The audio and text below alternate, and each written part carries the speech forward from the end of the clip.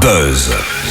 Le Buzz Bourgogne-Franche-Comté. Fréquence Plus met la lumière sur vous qui faites vibrer la région. Fréquence Plus. Lumière sur Don Juan des Flots, une bande dessinée en 3 actes, scénarisée par Isabelle Bautian et illustrée par Rebecca Morse. Une tragicomédie qui revisite avec audace et modernité un grand classique du théâtre du XVIIe siècle. L'acte 2, Petite Tragédie, paraît aujourd'hui aux éditions Bambou, dont le siège est en Saône-et-Loire à Charnay-les-Mâcons. Et Isabelle Bautian est notre invitée, j'espère que je n'écorche pas son nom. Bonjour Isabelle. Bonjour, c'est parfait. Il y a des gens qui disent Bautian régulièrement, mais c'est bien Bautian. Nous voilà sauvés. Alors Isabelle, pour vous accueillir, une première question. 4 siècles après Molière, Don Juan visiblement continue d'inspirer. Qu'est-ce qui vous semblait encore brûlant aujourd'hui dans ce personnage pour lui donner une seconde vie ? Alors j'ai toujours beaucoup aimé été très intéressée par le mythe de Don Juan. J'avais même fait un peu de théâtre fut un temps et j'avais pas joué celui de Molière, j'avais joué celui de Tirso de Molina, qui est considéré comme le premier Don Juan écrit, même si le mythe date probablement d'avant lui. Et en fait, ce que j'aime bien avec ce personnage, c'est que ça va dépendre des versions forcément, mais c'est quelqu'un qui va bouleverser les normes sociales, ou en tout cas forcer les gens. C'est particulièrement vrai dans celui de Molière, forcer les gens à remettre en question leurs certitudes, à remettre en question les conventions. Et je trouve que c'est quelque chose qui est même plus intéressant que le côté séducteur qu'on a tous en tête. Enfin, ça reste un côté séducteur, mais c'est une séduction plus intellectuelle. Et c'est quelque chose que j'ai toujours apprécié, c'est ce personnage. C'est pas un personnage bon du tout. C'est un manipulateur, c'est l'abuseur. Enfin, celui de Tirso de Molina s'appelle l'abuseur de Séville. Mais c'est quelqu'un qui, je pense, peut pousser d'autres gens à devenir des personnes meilleures en remettant en question leurs réflexes. Et c'est vraiment quelque chose qui m'intéressait, surtout sur une bande dessinée comme celle-ci qui est assez politique.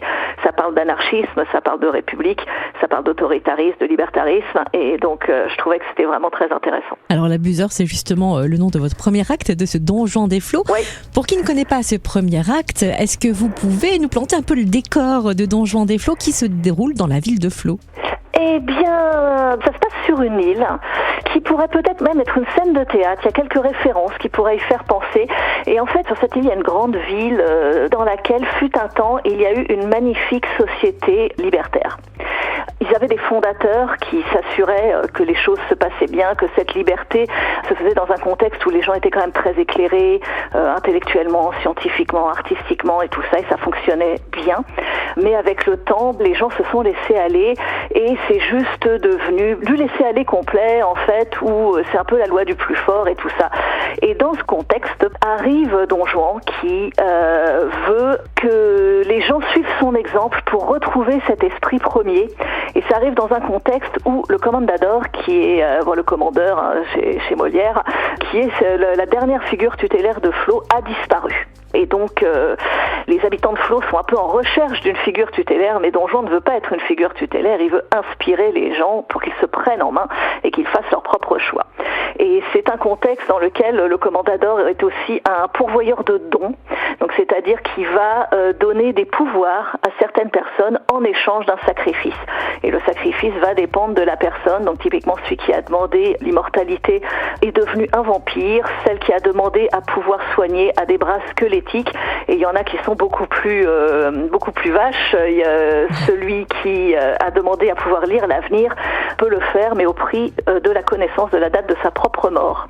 Donc voilà, ils sont pas égaux tous ces tribus qui sont donnés aux magiciens, mais voilà, donc c'est le contexte de cette bande dessinée. Alors sans en dire trop, votre deuxième acte, baptisé Petite Tragédie, voit la ville de Flot touchée par une épidémie. Est-ce que vous pouvez résumer un petit peu l'histoire ? Donc Don Juan et Doña Laura, qui est l'autre protagoniste, un peu son antagoniste, il y a un petit jeu de séduction entre les deux, ont réussi dans le tome 1 à résoudre une situation qui en a fait les héros de Flot. Mais le problème, c'est que dans le tome 2, la ville subit cette épidémie de malchance en fait.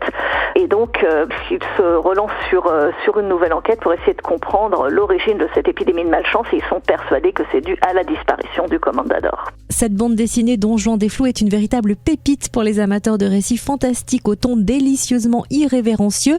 L'acte 2, Petite Tragédie, paraît donc aujourd'hui aux éditions Bambou, qui se situe, je le rappelle, en Saône-et-Loire à Charnay-les-Mâcons. La bande dessinée, elle est disponible dans toutes les librairies. L'acte 3 arrive prochainement par ailleurs. Et Isabelle, en attendant, où suivre votre actualité ?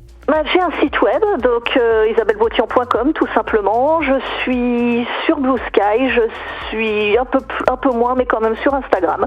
Donc, et je fais un podcast qui s'appelle Les déconseils d'écriture pour ceux qui s'intéressent à l'écriture, où je parle des mauvais bons conseils qui sont souvent donnés. Merci Isabelle Botian, scénariste donc de la bande dessinée Don Juan des Flots, d'avoir été notre invitée. Et merci à vous. C'était le buzz Bourgogne-Franche-Comté. Fréquence Plus met la lumière sur vous, qui faites vibrer la région. Fréquence Plus.